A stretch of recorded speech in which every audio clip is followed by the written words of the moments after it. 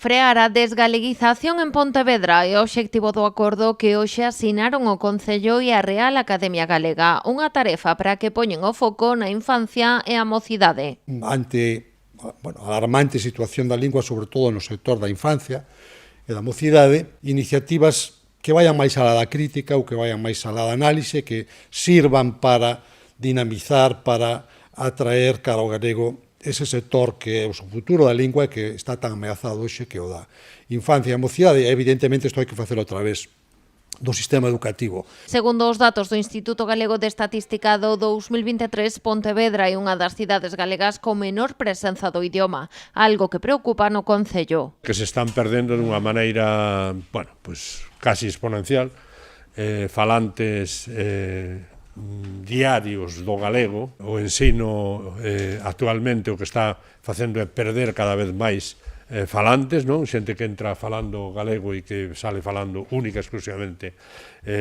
castellano ou español. Con este acordo, o Concello e a Academia colaborarán para implantar o programa Modo Galego Activo. O primeiro paso será a creación dun mapa sociolingüístico escolar. Precisan contar coa implicación dos centros educativos que se poden inscribir de xeito voluntario.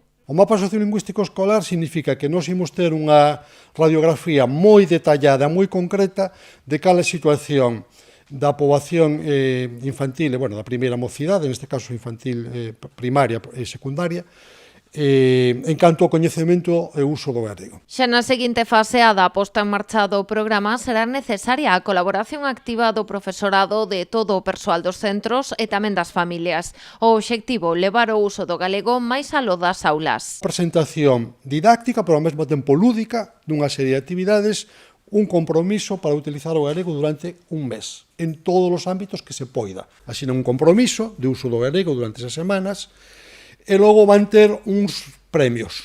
Conforme vayan usando a lingua, van ter uns premios, que evidentemente son premios, unha excursión, teñen un álbum de cromos. Durante todo o programa, os centros contarán co apoio, asesoramento e material ofrecido pola Real Academia Galega. Modo Galego Activo xa está en marcha noutros concellos, como o de Ames, nos que os resultados están a ser moi positivos. Tivo uns resultados moi esperanzadores no sentido de estimular a conciencia lingüística da rapazada, de animalos a utilizar o galego, de cambiar as actitudes. Os rapaces e rapazas galego-falantes séntense máis empoderados. Os rapaces e rapazas castelán falantes decátanse das dificultades que ten que ter un rapaz que fala galego e sínteno como algo máis propio. Segundo o calendario previsto, no 2027 estará elaborado un informe xeral sobre o mapa sociolingüístico de Pontevedra, con documentos concretos sobre cada un dos centros participantes. As accións do programa comezarían a aplicarse no seguinte curso.